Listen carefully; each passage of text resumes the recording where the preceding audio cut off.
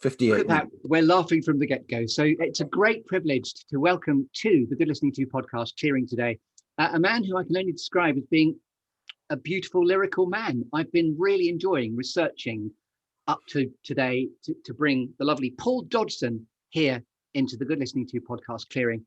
He's written a wonderful book, very lyrical of itself. And some of the songs I've been listening to, Poppy's song, by the way, is just a perfect song, I think. And I hope you'll tell us a bit about that.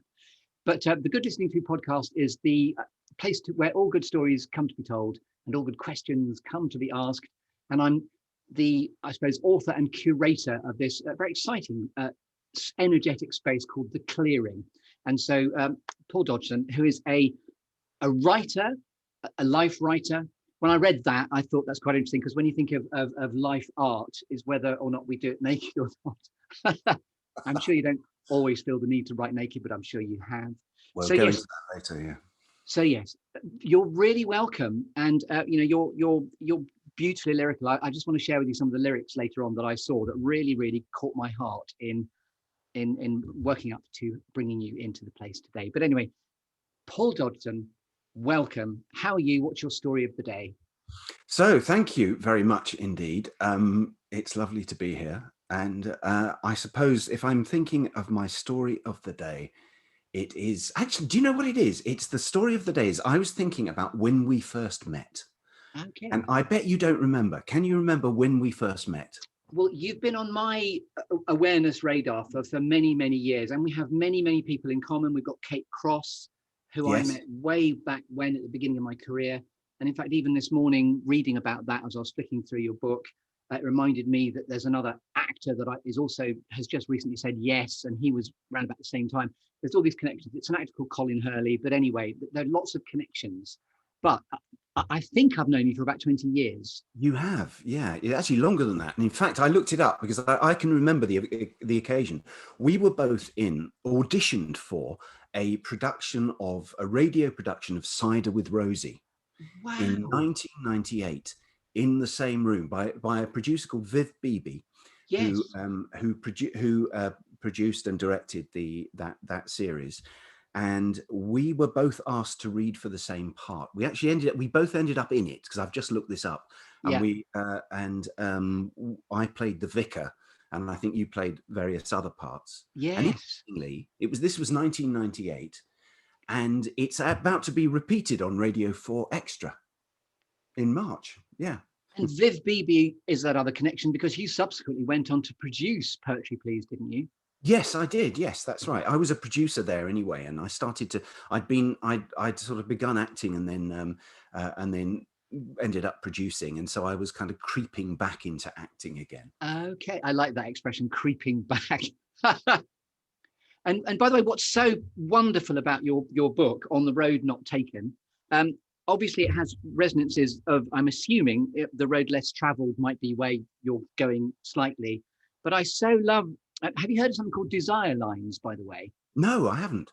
If you're on the beaten path of something, how often people will go off piste, and there'll be a brand new track which the architect of whichever space weren't expecting, which are called desire lines, where you think, oh, do you know what, I'd rather go this way.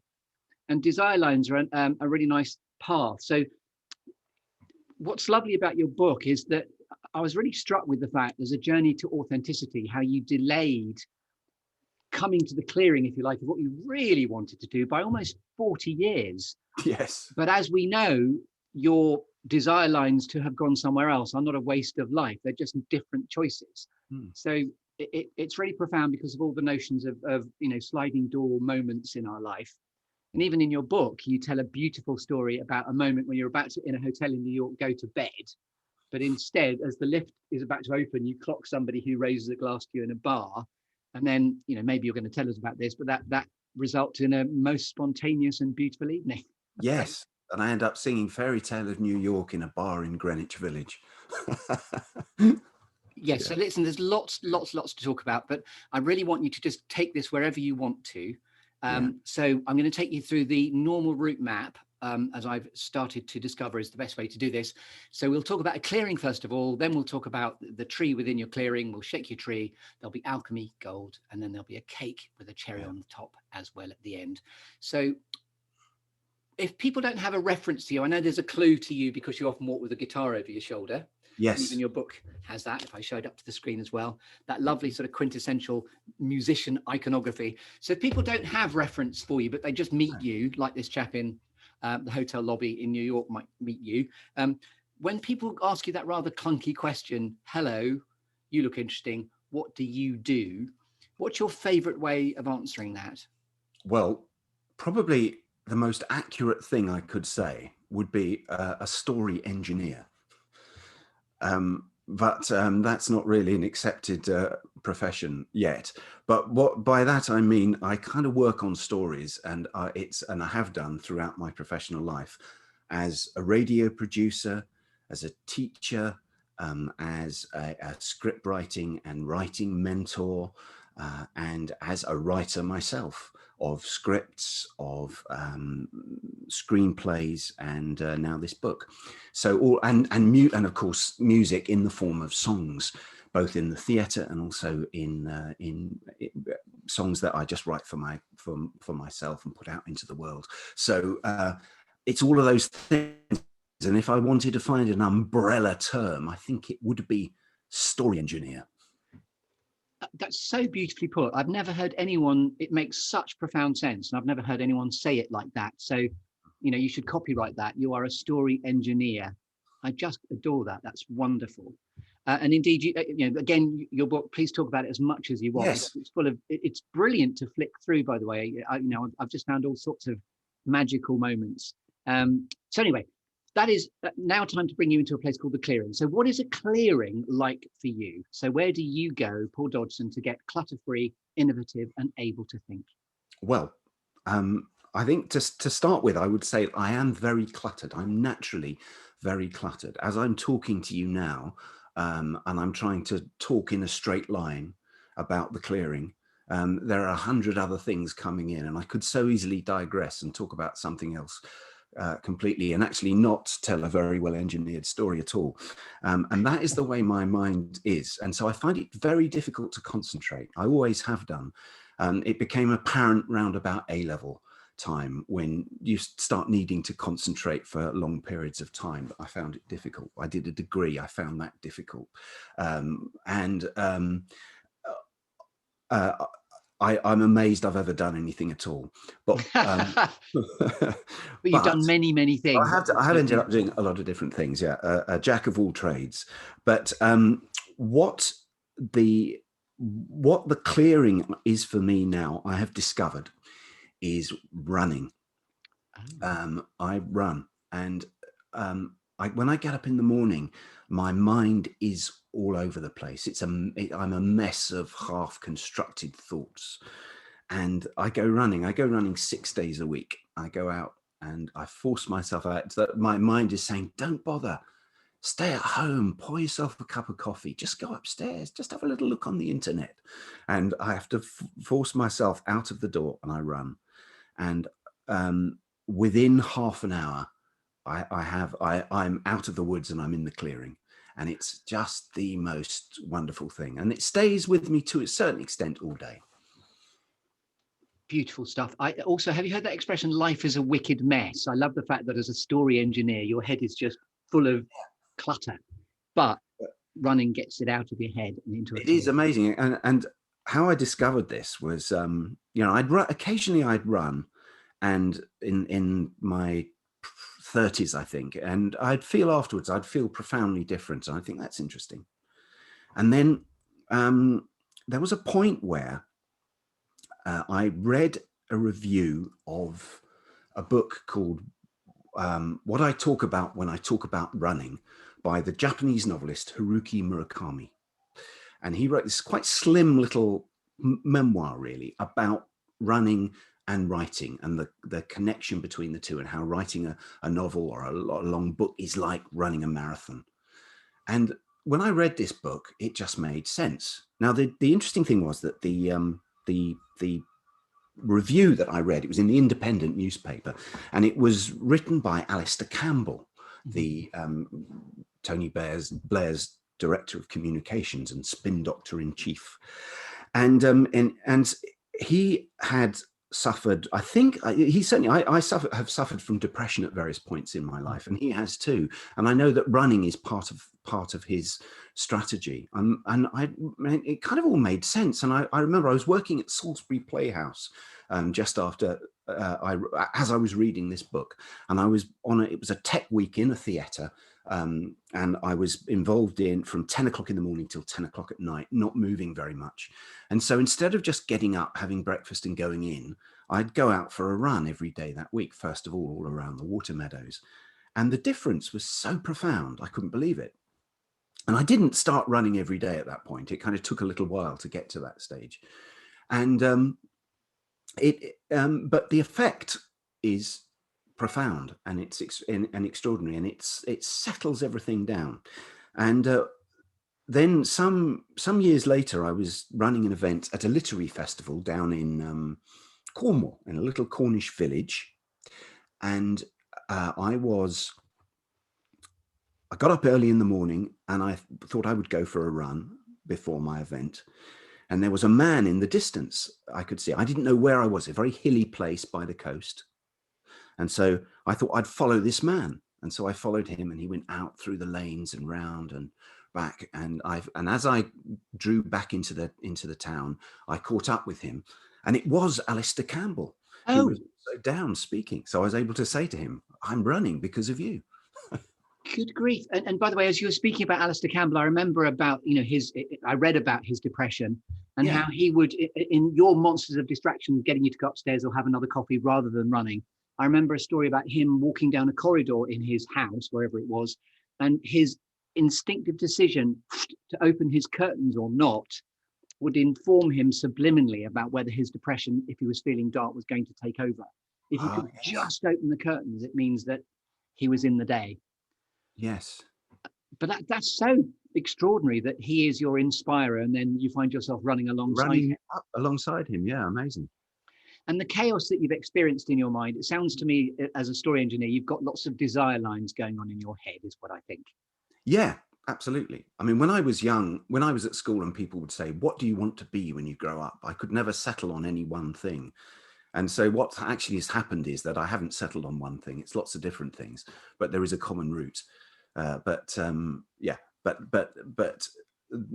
that works best for me. And at the point you are in your life now, when you look back, that beauty of the gift of hindsight, can you see the golden thread that's weaved, albeit a sort of a big snaking of a narrative, but can you see the sort of ley lines towards now that all make sense? Yeah, I can. It does make sense. It does make sense. And I'll probably talk a little bit more about that as we go on, actually. Sure. So we're running, and if I may, I'm going to run alongside you now. Run alongside me. While you're talking, can I pour a coffee? Please do. So you're running along, and I'm there with you now, and I've arrived with a tree. So it's quite difficult to up with you as I sort of heft after you with the tree. And we're going to shake your tree in the clearing to see which storytelling apples fall out. Now, this is the 5, 4, 3, 2, 1 exercise where you've had about 5 minutes, or as long as you needed, Paul Dodgson, to think about 4 things that have shaped you, 3 things that inspire you, 2 things that never fail to grab your attention, a bit squirrels, a bit like that borrowed from the Up reference there, and then 1 quirky or unusual fact about you we couldn't possibly know until you tell us. So it's just to get you on the open road of desire lines of stories you'd like to tell with the thread of that as your stimulus. So go wherever you like within the structure of me shaking your tree to see which apples fall out. Okay. Well, I think it's interesting. I automatically want to head towards a kind of chronological narrative within the 4 things. So I will do that. And I'm going to start with home. Home for me was a house in Kent, a modest detached house in a place called Hythe, which is a little town on the coast of Kent. And it's slightly unusual. I was an only child, and I had a slightly unusual childhood in that my parents never moved. So that's the first house that I can remember. And the house was eventually sold when my mum moved into a care home 2 years ago. So in all that time, this place has been there. As a and constant. as a constant. Yeah, And yeah. so whenever somebody says to you, wherever you are in the world, and somebody says, hey, where's home? My thought would always be Hythe, this little house in Hythe in Kent. And it was a lovely place to grow up. And I often think when I watch documentaries about the 1970s, there's usually kind of bleak bomb sites, still strangely and often in black and white, but strange kind of almost apocalyptic landscapes of decay. And it just wasn't like that in Hythe. It was a nice, genteel little town on the coast, looking out across the sea to France. And that's where I grew up, and it nurtured me and supported me, as did mum and dad. But at the same time, it was a very organized place. So I think of my parents. To use a metaphor, I think that my parents' life was like an organized tour. They knew where they were staying. They knew how they were going to get there, and they knew what they were going to eat. On the whole, when they got there, it was all sorted out, and it was very organized, and it functioned really well for them. And I think I sort of reacted against that. And I feel like, to continue the metaphor, I've been backpacking. I've had a kind of one-way ticket, and I've spent a lot of time sleeping in ferry ports and railway stations, metaphorically. And were you tempted in the constancy after your mum passed away? Were you tempted to take the house on, or you knew that was just the end of an era? Well, my mum hasn't passed away. She's in a care Oh, home. sorry. So yeah, Sorry. no, my father has, but my mum is in a care home now. Right. And so in order to pay the care home, to support the care home fees, we had to sell the house. Okay. I wouldn't have been tempted though, because I've left there now. I live in Cardiff now, and Right. that's my home. And it's not, that's the past. It was a sad thing. It was a strange and sad thing to see it go. And the last week, I may well write about that in the future, actually, about the Yes. last week in the house, because it was a strange thing as I went through the archaeology of my parents' possessions and had to throw almost everything away, and just. And do you mind asking how long ago your father passed away? Yeah, that was in 2001, so that's nearly 20 years ago. Mm. Okay. And so that was that. So I think that in terms of shaping, the stability of it, kind of, and safety of it, gave me something to react against, and gave me possibly the confidence to be less so in my own life. And maybe that moves on to the next thing, because that's where you Sure. up, which I wanted to talk about. Actually, no, I want to keep the chronology, so I'm going to stick with the chronology. I'm going to talk about the BBC. The BBC. Lovely. Okay, I got a job in 1986, so I did a degree in drama, theatre, and television studies, and I got very interested in sound recording when I was there. And where was that, Paul? Where was that, or yes, when? that you did your degree? It was in a place called King Alfred's College in Winchester, which is now the University of Winchester. It's been upgraded. So it depends who you're talking to. People say, where did you go to? And you might say, well, University of Winchester, or you might say King Alfred's College. Okay. I like the historic. King Alfred sounds more historic. It was a teacher training college originally, and it expanded into a liberal arts college in the 70s, actually, and started doing these other degrees. And we had amazing, it was an amazing place. There was a TV studio there, and it was before there were any, portable video cameras and things. They would have these things called porta packs that you could sign out. And I remember. Yes. You remember those things? Great big things that you would hefting things. Hefty thing that you'd have over your shoulder, that with a wire that connected to a camera that you'd put actually on your shoulder, and you go wandering around with that, with very limited battery life. And forgive me for sidetracking you slightly, but you said you got a job seminally at the BBC. Yes, and then I got a job at the BBC. I got a job as a studio manager initially at the BBC. They used to have a training scheme for people to come into the BBC, and it was a way of getting in. It was quite a, I studied the odds, and worked out how I could get this job. And I realized that, I applied for it while I was still at college and didn't get in, but I had the experience of going for a board, and I sort of realized all the ingredients that I needed. Okay. And so over the next year, um, actually spent time learning enough physics so I could confidently say how a microphone works. Okay. Um, Yes. Understanding current affairs enough to be able to know what the major stories were, to be able to listen to enough radio drama to understand how it was made, Yes. and just learn about things, so that when they said to me, tell me what's the most important story today, I could say, I know. It's, and then when they said in the interview, tell me about how does magnetic tape actually work? And I you was able knew. to, and I knew all these things. And I got in, as a trainee studio manager, and it was a great training. And I ended up both I did a little bit of time at Broadcasting House, but I then ended up at the World Service. And I think now of my time at the BBC, because I was initially a studio manager and then a producer at the BBC from between 1986 to 2001. Mhm. And I think of that as actually my university. It was the University of the BBC. Mhm.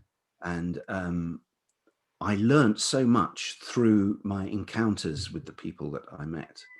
And so initially in the World Service, in those days was primarily broadcasting on shortwave all around the world. And there were 36, I think, different language services. And you would be given your job would be to turn up 15 minutes before a transmission, and for a very kind of harried and frustrated and chaotic presenter to come running in with tapes and records and scripts in Pashto maybe, or Mandarin or Wow. Russian. Yes. And they'd hand it all to you, and you'd have 15 minutes to kind of make sense of it, get it on air. And how could you do that if it's all coming at you in sort of multilinguistic packages of information? well, most scripts you can follow. Mandarin and Russian are harder, I'm but thinking. most others are. And even after a while, you began to get the sense of pace of scripts in Russian and Mandarin. Wow. You didn't know what was going on. But and then there would be hand signals. So you just needed to know that it was that tape 1, band 1 was first, and then tape 2, band 1 was next. And as long as everything was in the right order, they would be reading, and then they would go like that, and you would play in the tape. And if it was the right one, it all was good. If it was the wrong one, they'd kind of go like that, and you'd So the power of body language to read yes. whether or not you're being a good producer. I love that. And then it but these people were amazing, and they were often very often had escaped difficult regimes in their home countries to end up in the UK and become broadcasters. And so they were all really interesting people, and so I ended up learning so much about the world. And so I do think of it as the University of the BBC. And then I became a producer, initially for the pop music unit, it was called in the World Service. Pop music unit. Pop music unit. And the pop music unit had various programs that were made every week, including people like Dave Lee Travis, who would come in, the Radio 1 DJ, and do something. But amongst these were there was a youth program for youth called Megamix, and I got to produce this, and it was a magazine program. And one of the first things they did when I started there was to say, look, what you need to do, what we want is a live broadcast from New York. So you've got to go out and do that. And so that was the first sort of foreign trip I had, and it was the most amazing thing to sort of be, having watched New York on screen and read about it all my life, to then suddenly go there and have this ticket to kind of get you into places. Yes. And the BBC in those days had an office, had a suite of offices and studios high up in the Rockefeller Center in Manhattan.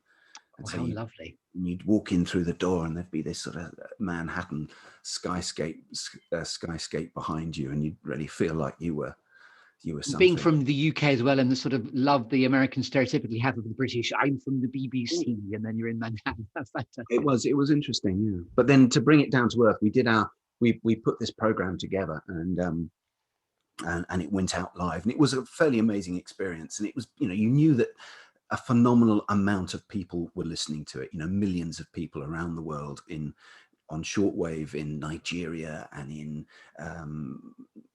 Russia and in all over the place would be crouched around these little shortwave radios listening to you, partly because they would write to us and tell us.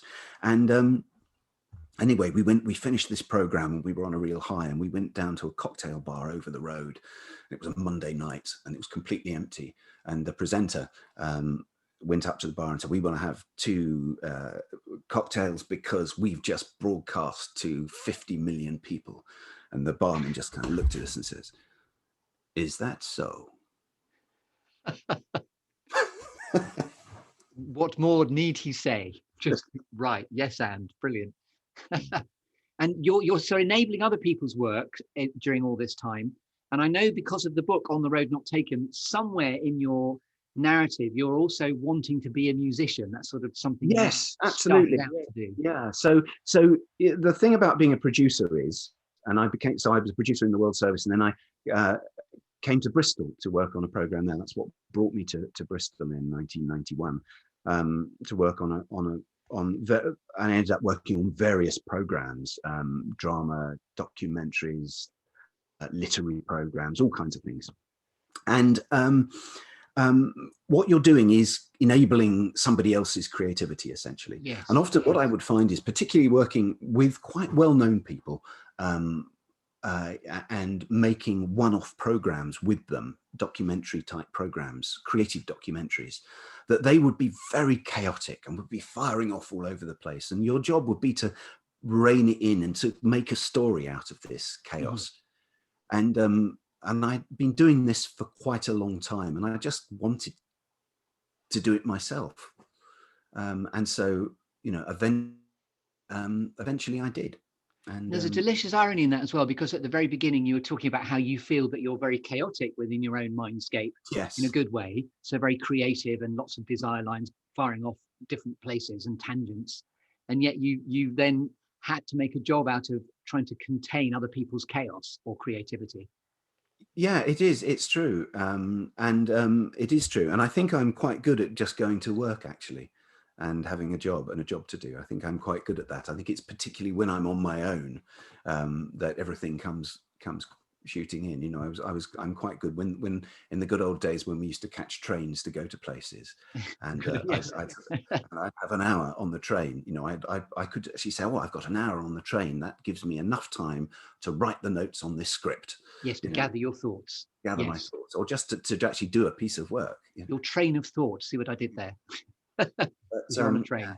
but I did leave, and I will come to that. But the other thing I wanted to talk about that shaped me was the death of my father, which happened in 2001. And he had, my dad was amazing. He left school. I'm not entirely sure when he left school. I think it was 14, but I'm not sure whether school leaving age hadn't gone up at that stage. So I need to research that. But he left school very young. Maybe it was 15. And he went out to work. And he also started smoking. And he smoked throughout his life.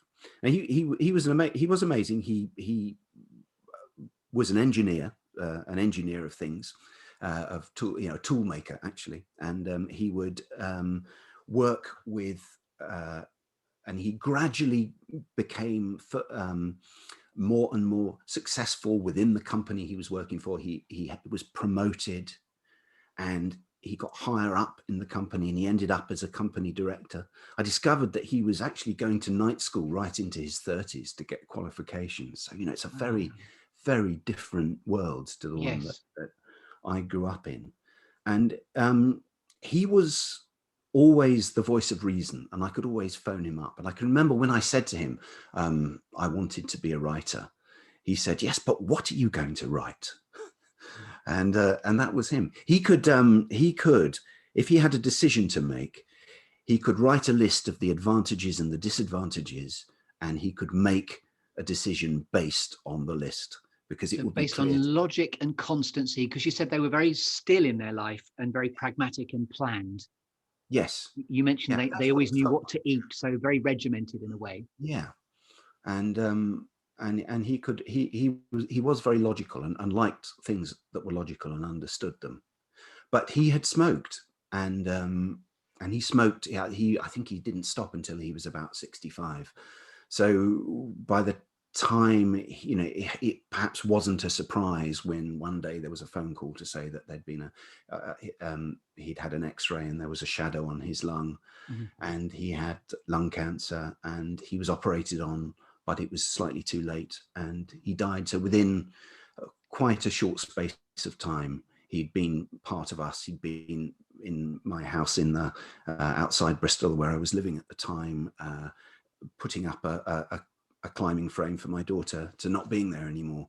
Yes. And and that did have a really profound effect, because I think we were very lucky in that, I as I say, I'm an only child, so I didn't have brothers or sisters, and there was a fairly sort of modest family group, but we went through my childhood right up to 2001 without any of that direct group having any sort of tragedy.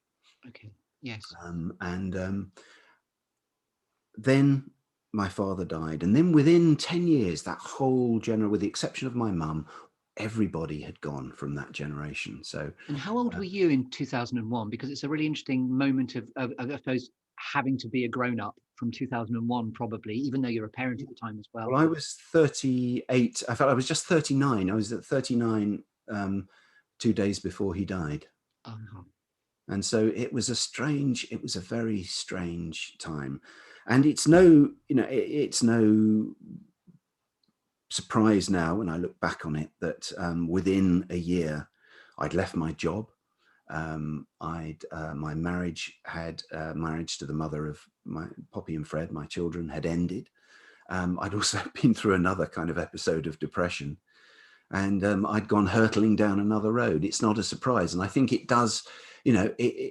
It had a profound effect, and that's why that's why it's something that came into my mind immediately as Yes. something that shaped me. And it's on chapter 1 of On the Road Not Taken, you do go straight to there. It's almost like that's the beginning moment. I know you play with the timeline beautifully within the book, and there's moments and chapters about 1976 and la. But 2001 is where you start, isn't it? I believe with your It is, yeah. advent of Yeah. your passing Yes. of your father. Yeah. Yeah. Yeah. So we're still in the clearing, and we're talking about the things that have shaped you. So I think it's the fourth thing now that's shaped you. So the fourth thing that shaped me is singing again. So I stopped singing when I was, I think, about 19 years old. I think I worked it out that I stopped singing in public, or singing songs in public, I should say. I didn't stop singing altogether. I just stopped singing songs in public. And I wanted to sing ever since. I wanted to sing. I would go to parties where people would sing, and I would want to sing. I would stand and watch bands on stage, and I would want to be standing there too, singing. And I didn't. And the longer I left it, the harder it became to actually sing.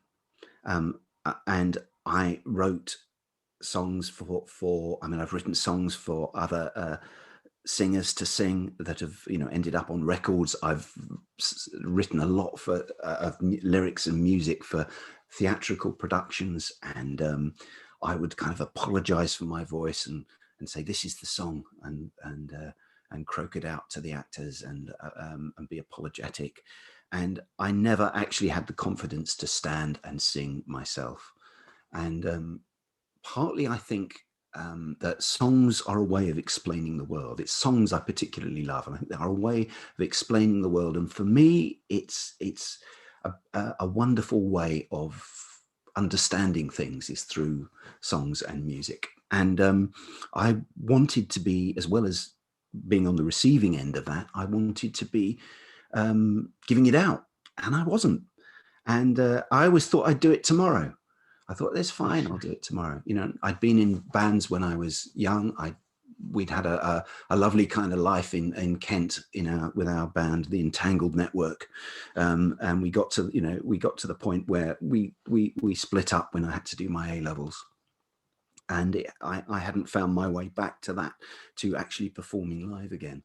And what do you attribute the sort of cork being put in your sort of genie gift of singing? Because I'm so happy that you have decided to, as you say, Yeah, you're not just croaking it out. Your songs are incredibly lyrical, and because of your wisdom of your life's journey to now, they immediately, go straight to an emotional core, which is, very, very profound. Anyway, so what do you attribute the corking to? Do you think the corking was, I think it was a sense of needing to be really good. Of as soon as I performed in front of anybody, needing to be perfect. And of course, you're not perfect when you begin. You have to learn. You have to learn how to stand on stage and sing to people. For many performers, I mean, sometimes I talk to performers about this book, and they say they just don't. They say, "Well, why? It's just what you do." And I say, "Well, it's for a lot of people, it just isn't what you do, and it's a profoundly different thing." And you feel very exposed. There's something about your singing voice as opposed to your speaking voice that's very revealing, and I think, and it's almost like suddenly you're naked in front of people, when you had all your clothes on beforehand. It's the creative endeavor and the sort of exposure that Yeah. really truly is, because you've got to step into the sunlight of judgment. I think sometimes we can feel, Yes. and And yet, I put the cork in, and the thing, I think, I would sometimes be embarrassed about singing, and the embarrassment would result in a kind of momentary tone deafness, which would mean I'd start singing a line and it would be way off key and everybody would laugh. And what I didn't realize for a long time was that you just have to learn it.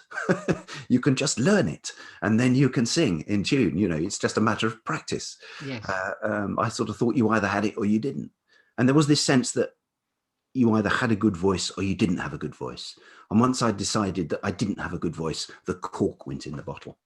and of course the delicious irony is that as long as one is being authentic, your voice is always just perfect because it's authentically coming from Yeah, that's a place right. of Yes. truth. A bit like an Yeah. actor's choice and the choices that they make. And Mm. by the way, just one of the lyrics I just loved, and I've only found this yesterday, but the sky's a mess of contrails, but there's music in the air. Oh, And I just love that. And every time I tune into your lyrics, I'm just thinking, wow, I'm so happy that you've decided to be the lyricist. You've written numerous plays. I know you are a lyricist for others, but it's great you brought it back home. So yeah. you're standing in the clearing with your own guitar now. Well, the lovely thing is, I think the lovely thing is about music that they don't, it's not, or the lovely thing is about songs that they're not there.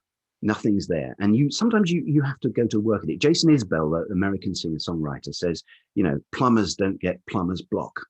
I love that. They're ballcock stuck or something. Exactly, yeah. That you have to, you have to go to work at writing songs. And I agree with that. You do. But sometimes there's some sort of impulse that comes along. There's something that starts the process off, and there's been nothing there. And then you work at it, and sometimes it just comes, but usually it's kind of like a sculpture. It's like making a sculpture out of a piece of wood. You're kind of chipping away at it, and then eventually it's there, and then it's there, and you can carry it around with you, and you can take it out, as I've done, to Berlin, and you can sing it in a bar in Berlin at 2:00 in the morning, and you can take it to the Scilly Isles and sing it there, and you can take it up to somebody's living room in Yorkshire and you can sing it there. And this thing travels around with you, this little universe that you've made. And it's a really There's a lovely satisfying. full circle in the fact that back in the producer days, people just give you sort of tomes of Mandarin, and yet you can make it go into the world by, I'll broadcast that then. So there Yeah. is a way of just, the transferable currency of music being, the currency of all culture. Everyone Yeah. can all relate to music. It either resonates or it doesn't, and we can all relate to it. And I think the extraordinary thing is that, I probably did start this process thinking, well, maybe, I'll be standing up there with Bruce Springsteen, on Wembley Stadium stage, somewhere far back in my mind. And then in a pub in Bristol on Friday night when I was supporting on a rainy Friday night when I was supporting Kid Carpet and somebody else. I was at the bottom of the bill, and I'm sort of standing there, and there's half a dozen people sitting watching me, and more and more people arriving and talking in the background. You realize actually that's not going to happen. You've got a long way to go, but there are those 6 people sitting there watching you, and that's the thing. Yes, it's that's connection. the thing to focus on. And totally relatable, by the way, because in my world of comedy improvisation, there have been times when I'm performing to like a tortoise and a stoat, it feels, in the middle of nowhere. And then other times there's, potentially, if in a different setting, there could be hundreds of people there. And yes, it is exactly, yes. And you, but I would say probably for me, it's more often the fewer than the tortoise than than the hundreds, but it is still, they are still there. And you have to sort of, and what I've had to do is to sort of redefine the idea of success. And absolutely. Yes, it's totally relative. It's all about, yes, that's again, beautifully relatable. Absolutely. And what is wonderful is that so I made a record, and the record, the record includes a song that I wrote for my daughter when she left home, and This is it's called Poppy's song, isn't it? Yeah, Yeah. and it was a sort of manifesto, my little sort of manifesto for her to take out into the world. And what is amazing is that song has been playlisted on Spotify. So the way kind of music grows now is it used to be radio play used to be the thing, and now it's Spotify playlists as well are really important. And it's a song that has found its way on to playlists all around the world, and has been, and as I speak, it's just approaching something like 27,000 listens. Congratulations. And if I may, I think it is a perfect song, and it doesn't surprise me it's on a playlist. Anyone who has my daughter's 21, has recently gone to university. Anyone who can relate to the fact their child is about to step into the world, wherever you may roam, this will always be a home for you, is just so beautiful. And I love the fact that Poppy in the song also has her own graffiti tag, "Know that you're alive." And I now know that I've walked past that. Have you? In Bristol a lot, and I'm going to go looking for it again. But it is a beautiful song, Poppy's song. So so thank you. So there's a light at my window, and wherever you may roam, and it's yours. So you tell us the lyric. Just to explain why that you have seen that as a graffiti tag is that I asked Poppy to make the video for the song, and so I just said, can you go and make the video for the song and edit it and bring it back to me, because I quite like not appearing in them, you see, and because I can do that. That's the other thing. I don't have to, because it's I'm at this stage in my life, and so she went and filmed this, and there's this lyric in it, "Know that you're alive," and if I could tell you just one thing, it's to know that you're alive. And she went and put that in various places around the city, and filmed herself painting it on bridges and various things. Where there's I recognise a lot of the infrastructure of where she's put them, and I'm going to go looking to see if it's still there. If it's still there, yeah, because that was in 2019, I think. So it'd be interesting to see whether somebody's come along and put it over the top. And she's very, very talented in her filmmaking as well. And I know your son Fred is also a musician now as well. So yeah, I think whatever you're doing as a parent too, you're really encouraging them to follow their creative and artistic bliss. Well, of course, we talking of parenting, I mean, I've been at a distance from them throughout their life, because when Fred was quite young, I split up with their mum. And so I mean, we would spend a lot of time together, but a lot of credit must go to Poppy and Fred's mum, I have to say. How wonderfully generous of you. But what's so clear is your own profound connection. Because as I say, Poppy's song, for me, it is just a perfect song. I just thought, wow. And I felt, you know, I almost, I was saying to Janie, my wife, over breakfast, actually, in the time I've been researching this, I've developed, if I may, a bit of a man crush for you. I think it's so good. Because you're like a gentle Bob Dylan in what it is you sound like, and you probably don't want to be boxed at all. But it's incredibly lyrical with just beautiful lyrics within there. There's also something about diamonds, diamonds of Brislington, diamonds at my feet. Brislington Diamonds, yeah. Well, that's there's a song called Brislington Diamonds, and that was just a phrase that and there is some connection with Richard Coles, you know, the Reverend Richard Coles, who I'm not sure what I believe a friend of mine was producing a program with Richard Coles, and I think what happened was they were walking along the road, and there was some broken glass on the pavement in Bristol, and apparently he looked down and pointed at it and said, "Brislington Diamonds." Out the broken glass from a car window.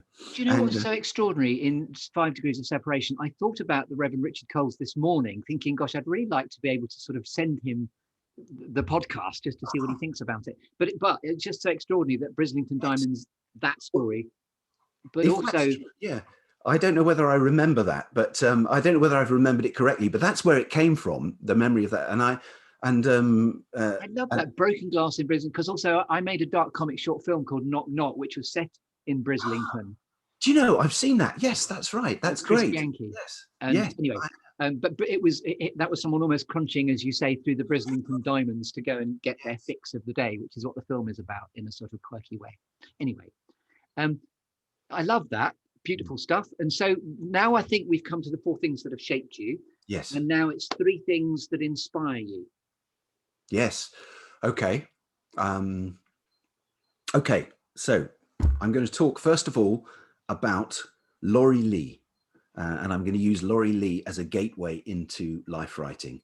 Not so much. I've talked quite a lot about myself and life writing, so I'm going to talk about the value of life writing, because I think it has immense value in the world. Laurie Lee, poet and memoirist, who indeed wrote Cider with Rosie. Yes, he did. The adaptation that we were both in 1998.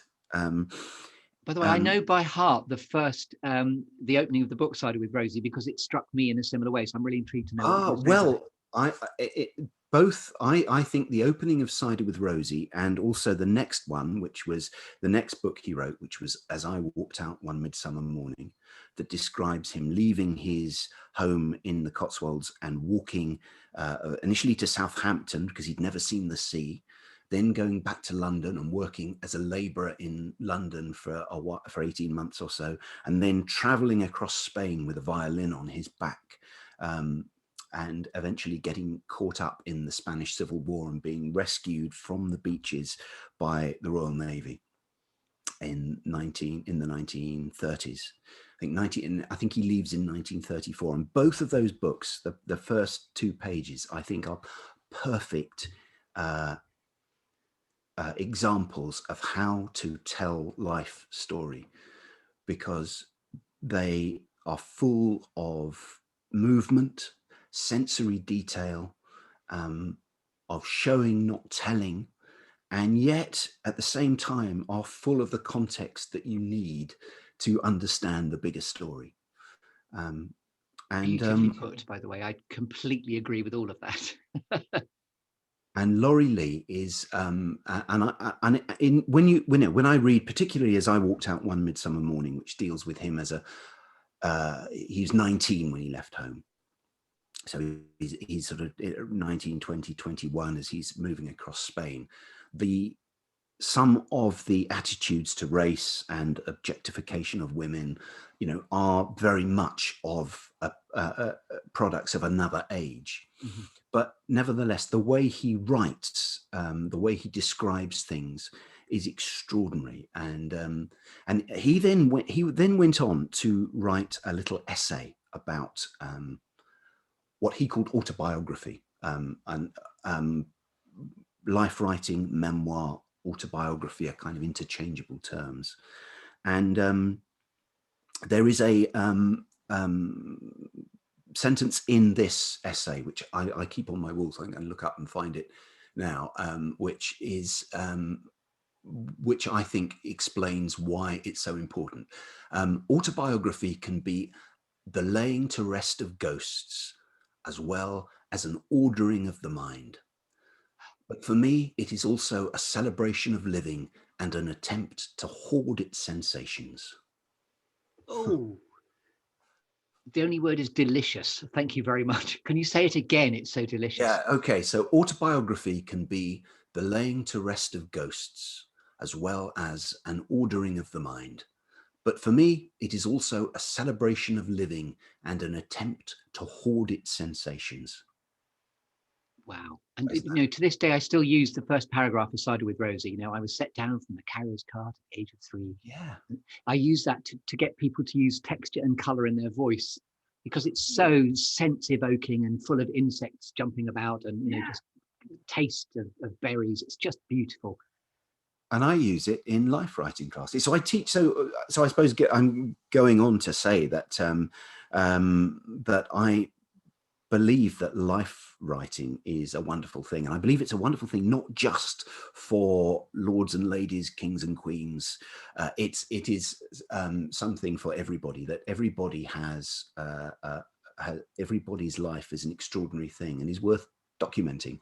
Yes, humanity binds us all, and our stories therein. Yes.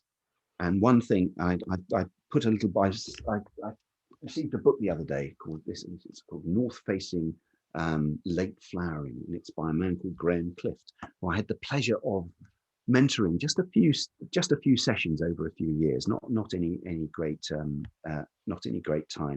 and he has just published his memoir. And in the beginning, he says that talks about a gap down which working class lives are lost to history. They're left off the corporate web pages. They've slipped down between the archive minutes, newspaper clippings, and old photographs. The kind of lives rarely represented in the biography shelves of libraries and bookshops. The lives I wanted my book to be about. And I think that's a lovely way. He's expressed it much better than I can. You can tell as well, there's great humility in you, which I'm really admiring here, because you can tell that he owes some of what he's crafted and given birth to the fact that you were his mentor. I love that. Well, only a little bit, because I think he had lots of mentors. But yeah, but anyway, it's lovely that it's come out. And yes. And I teach, and life writing is something that I've been teaching now for 10 years. You're a fellow at the Bristol University doing that, aren't you? No, I'm actually I'm a writing fellow at Bristol University for the Royal Literary Fund. And what that means is I'm a kind of essay doctor. So it's actually not to do with creative writing. People come along with essays about fish farming or engineering or some entrepreneurial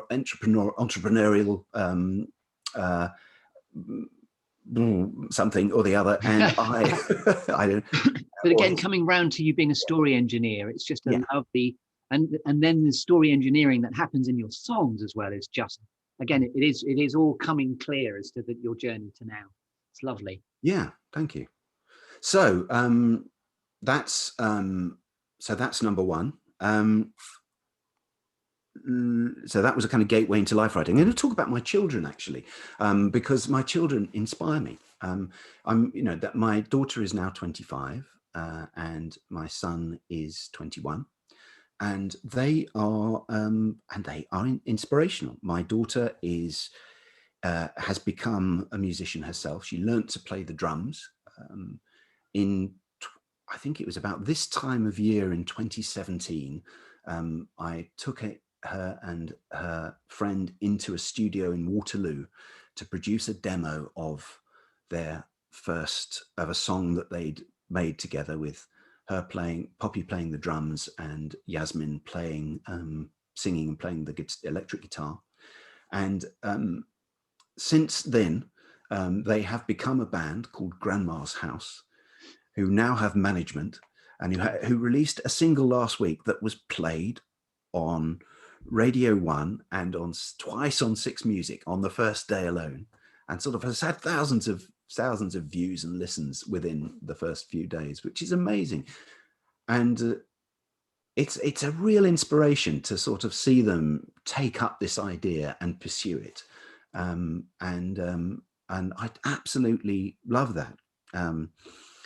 And I love the creativity that goes into this, because it's to do with it's to do with the way they look, the way their videos are made, as well as the way they sound. And my son, also a musician, but before the pandemic struck, was in a band called Football FC, and they'd already played at a festival in Amsterdam, and they'd been all over the place and had a tour booked. And unfortunately, the pandemic came along, and they were kind of hotly tipped at the time. Unfortunately, now they've sort of fallen apart. But Fred has, in the meantime, decided that he wants to launch a new magazine. And while he's at university in Bristol, but he's learning. While that's going on, he and a group of friends are working office hours on a new magazine that brings together music and sport.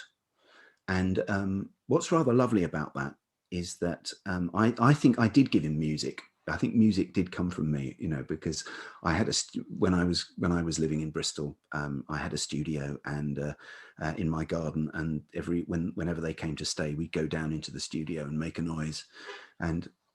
But sport comes, I think, from his stepfather, and sadly, Fred's stepfather died last year. But Kate remarried a wonderful man called John, who was a fantastic steadying presence in their lives, and was fanatical about sport, and so gave that to Fred. And so he's got these hybrid, yes. Yeah, and so he's brought them together in this magazine that hopefully will emerge when we all emerge, and because it's a physical magazine, that's what they want to do. So there's a sort of musician DNA in there, but also there is the storytelling. If you're doing a magazine, so there's quite a lot of your DNA that's prevalent within that new venture. He's a very good writer. He's better than I was at his age, for sure. Yeah. Lovely. A true font of joy and inspiration in children. Lovely. And finally, I'm gonna mention my partner, Sarah. I now live in Cardiff with my partner, Sarah, who is the executive director of Samaritans Cymru. And so, as you can imagine, it's been a busy time this last year, and it's one of the, I think we've been really lucky in this lockdown, because we, so far, touch laminate, we haven't had COVID. We've both had a lot of work on, so we've been able to keep going. Mm-hmm. But we've had each other, and actually, I only moved here in 2017, and I have up until now spent most of my life, probably since 1986, either going off to work quite a long way away every day or moving around, so rarely spending any time in the same place. And so this last year has been a complete shift. And what's been extraordinary is that we have spent it together, and we are able to wander along the corridor and talk to each other, because Sarah's working at home too. And we meet at the end of the day and we cook, we have tea together in the afternoon. And we wake up in the morning and we start talking, and we're still talking last thing at night. And it's amazing. It's inspirational. So, Sarah. Wonderful. Thank you. That's lovely. She'll be proud of that too. Lovely. Yes, I'm just wanting to allow a bit of silence there, because that was just a lovely tribute to Sarah. So we're still now on to two things that never fail. Squirrels to grab your attention. Where does that come from? I love that. It makes me laugh every time I hear it. Oh, it's from Up, the film Up, where there's a dog that just goes, and why I particularly resonate with it. When I first went to drama school, I was analogized to being like an untrained Labrador, where I'll come in, lick your face, do a poo in the corner, hump your leg, get distracted and leave the room. I won't do any of those things. But then when I saw the film Up, it's a beautiful animation.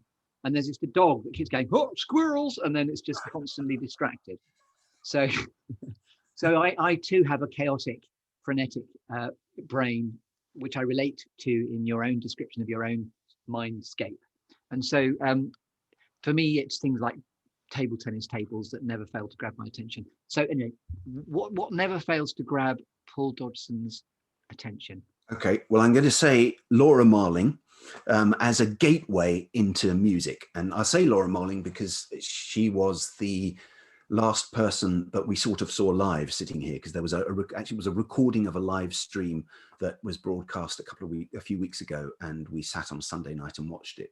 And wow. I find her songs extraordinary, actually, just the way the tuning she uses, the mystery of the words, the lyricism and the melodies that you can't quite work out. Just say her name again. She's a new discovery. Laura Marling. Laura Marling. So tell me a bit about her, because I'm ignorant on my part, but I don't know. I think she's 30 now, just about 30, and she is a singer-songwriter, primarily writing with an acoustic guitar, but experiments in all sorts of other areas. She kind of emerged around the time of people like Mumford and Sons, that sort of. Okay. It was a kind of gang of acoustic troubadours. But I mean, I would say she's the, British Joni Mitchell. She's that. Oh, and by the way, Joni Mitchell, your YouTube film of Poppy Song is in good company, because just to the right of your film on the timeline is Case of You by Joni Mitchell. Really? Oh, nice. So you're in good company. So, and that takes me into music, and just the fact that I think music never fails to grab my attention, because it's a way of explaining the world that doesn't just use words, but uses, I like songs which do have words, but it's a combination of music and words, and that is the most, for me, I listen and I understand things. There's this amazing description of, I think, one of Shostakovich's symphonies being played during the siege of Leningrad, and people sitting and listening to it and crying because they sort of understood the experience they were having through the music. The conduit, yes. And that's what pop music does for me. I sort of understand things that I can't express in words. And indeed, the second part of your heading of your book is the transformational power of music. So I know that's, on the road not taken, a memoir about the transformational power of music. Mm. And what was interesting about the story, just to kind of add a bit of context, that in the book, I start to sing again, and I go through a journey of starting to perform and going off and performing in places all over the country and in Germany and various other places. And what I discover as I do it is that actually performing it isn't the same as watching it and experiencing it. And that actually when I'm performing it, I'm very much aware of everything that I can see and what you can't see when you're focused on the stage, which is, and people aren't as well behaved in gigs as they are in theatres. So, it was when I did play in theatres, and that was lovely because I had the lights on me and I couldn't actually see anything beyond the front row. But when I was playing in kind of pubs, you'd see people wandering around, having conversations, getting bored and wandering out, coming back in again. At festivals, people coming in with a tray of food, kind of doing a bit of a dance and then going off again. And all that sort of thing. And all of that's going on. And for me, I'm just hyper aware of everything. What was the year of your rediscovery and reconnection to performing live? I'm thinking 2014, but maybe I've got that wrong. 2016. 2016. Uh-huh. Yeah, 2016. Yeah. But sitting and listening to it and experiencing it is something that is still as exciting, particularly finding new music, I think. Finding new music, it's still as exciting to me as it was when I was 13 and 14 and first started discovering music. And I feel moved to ask you, because of the Hamlet line, showing the mirror to nature, which of those refractions do you prefer? Do you prefer performing live and then everything you're hypersensitive and aware of, or do you prefer watching if you had to choose, or maybe you'd like both? I like both. I like both. I like the perform. The performing is great for me. It's like a drug. I talk about at one point I talk about playing a gig and realizing that I was on a high for the next 2 days. And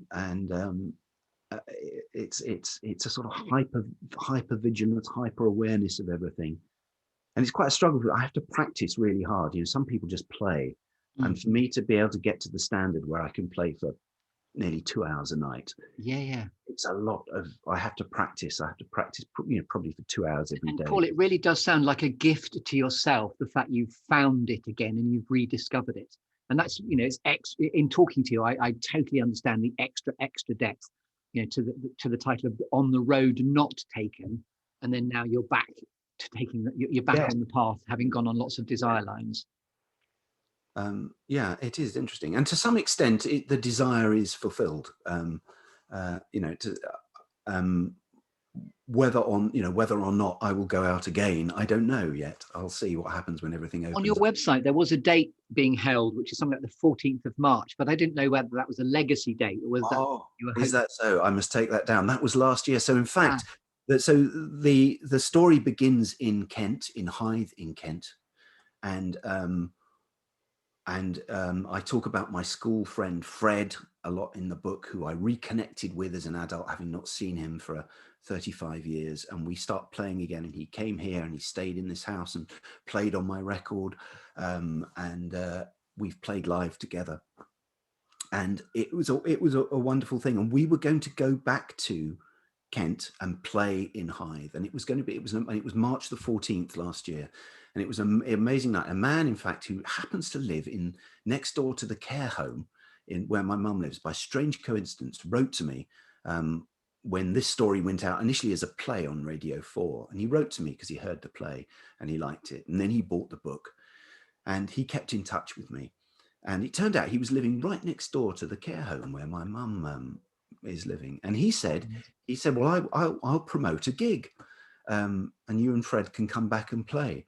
And we had this amazing night where my mum was going to come, some of my mum's friends who are still alive, some of my school friends, from when I was a teenager, had found out about it and they'd bought tickets and were coming along. And it was going to be this extraordinary night. And then on the Thursday, I was thinking, well, what are we going to do about this? There was no kind of guidance. And on the Thursday before, Boris made the speech, some of you are going to lose loved ones.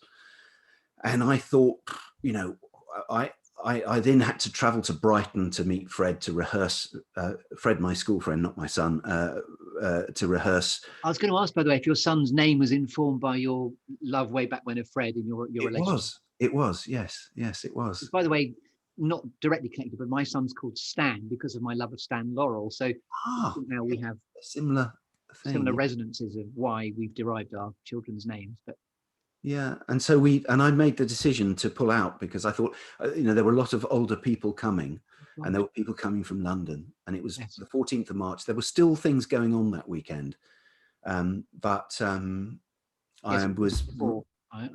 Just before. Coming up to an anniversary of that, isn't it? Obviously, it is, and I think it was the right decision to not to do it, not to bring all those people together at that point. And by the way, I would so nudge and encourage you to make sure that you make it happen.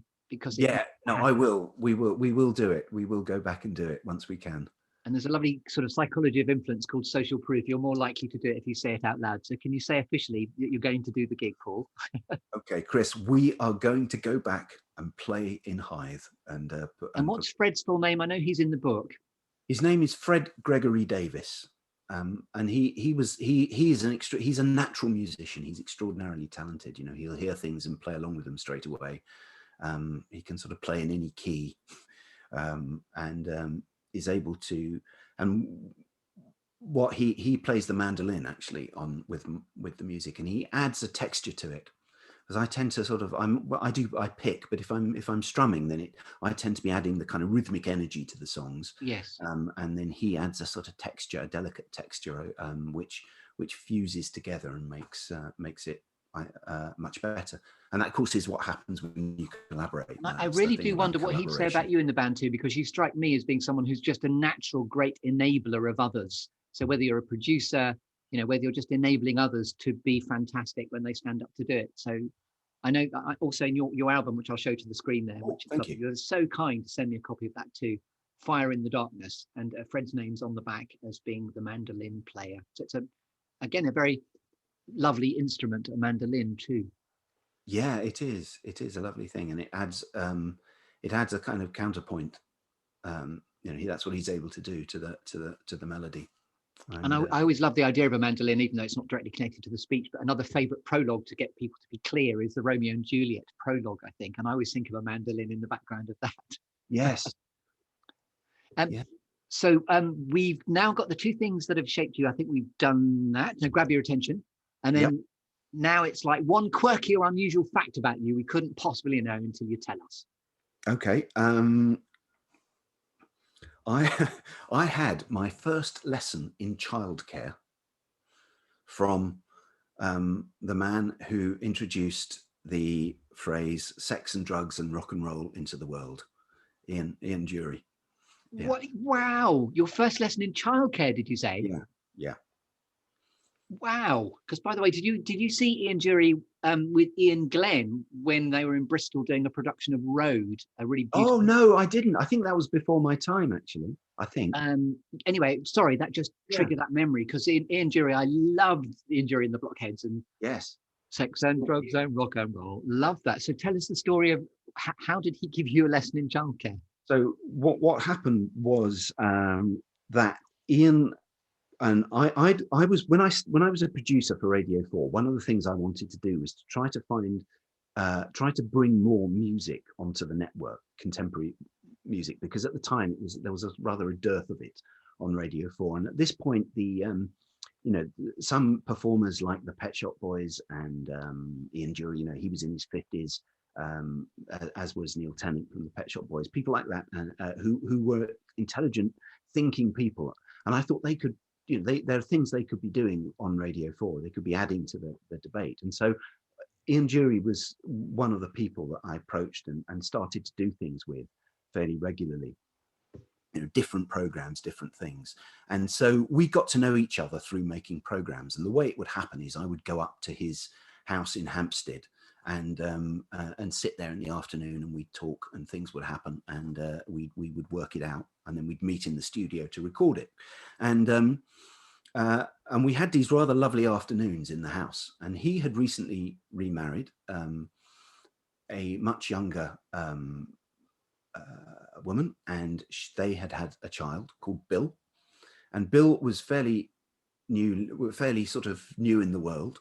And at that point, I just discovered that Kate was pregnant and with Poppy. And so I told him, and he said, well, he goes, do you know how to hold a baby? And I said, no idea. And he goes, well, you can learn now. And he passed me Bill. And he said, no, put your hand underneath. That's it. And you do this and you hold it like that. And so, yeah.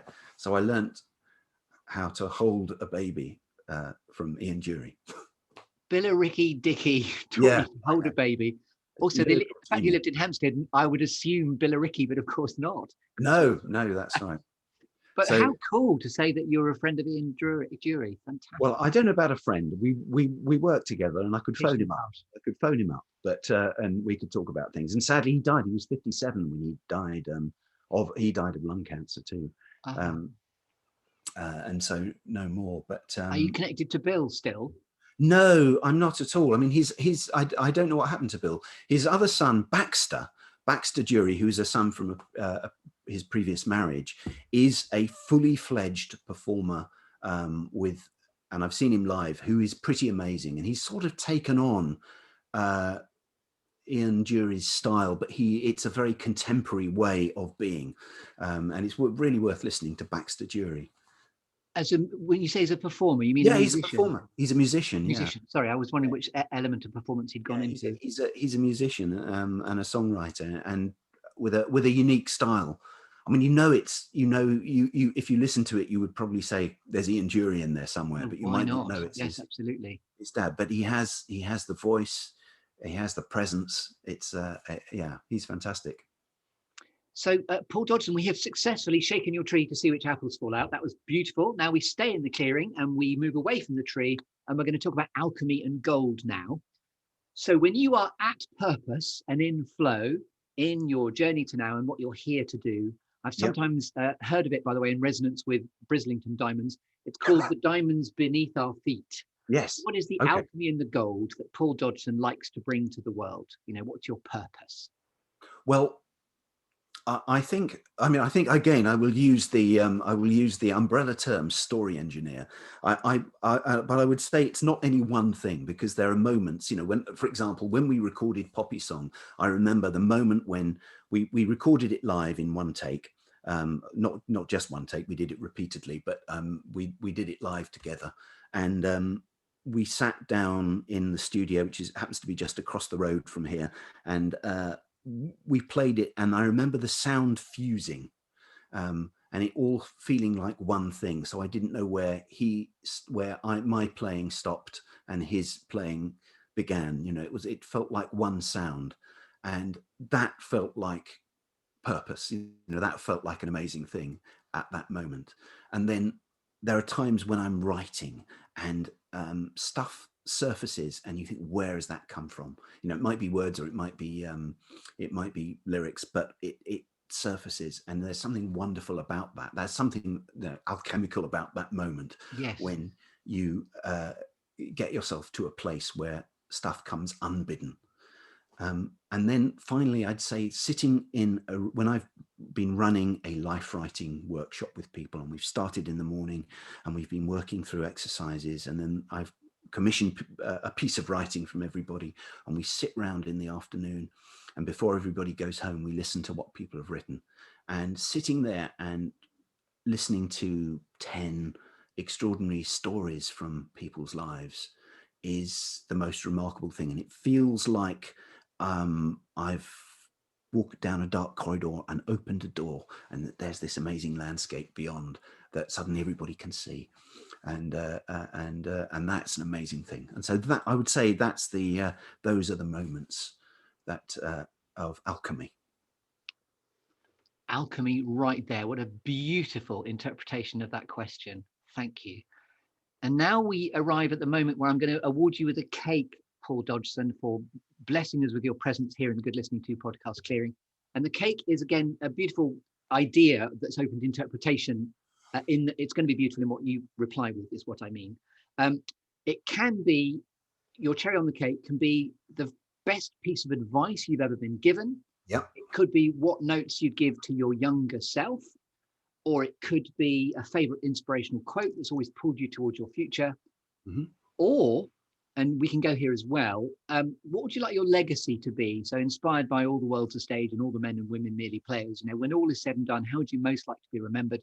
Again, it's deliberately open to interpretation and rich, therefore, but where would you like to take the awarding of Paul Dodgson with a cake? Okay. I'm going to go back to Poppy Song, and I'm going to use a line from the lyric there, which is, "Don't spend your life waiting for something to arrive. If I could tell you just one thing, it's to know that you're alive." And that's what I wrote for Poppy in that song. But I suppose I was also writing it to my younger self. And that's what I would want to pass out to anyone else. Your beautiful book, On the Road Not Taken. Where can we find out specifically about this book, and anywhere else you'd like to point us to for Paul Dodgson on the internet?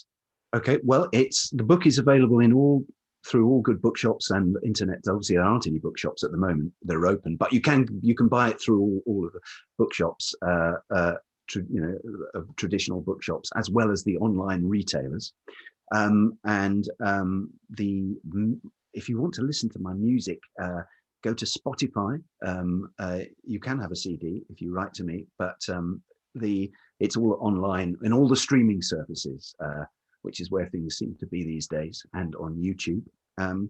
And there is a website called ontheroadnottaken.co.uk that has a bit more stuff. But I'm not a great internet presence at the moment, I have to say. I'm not putting much stuff out there. But you are a great presence, if I may say. Is there anything else, by the way, I don't always think to ask this question, but is there anything else you'd like to say to bring our conversation to a close?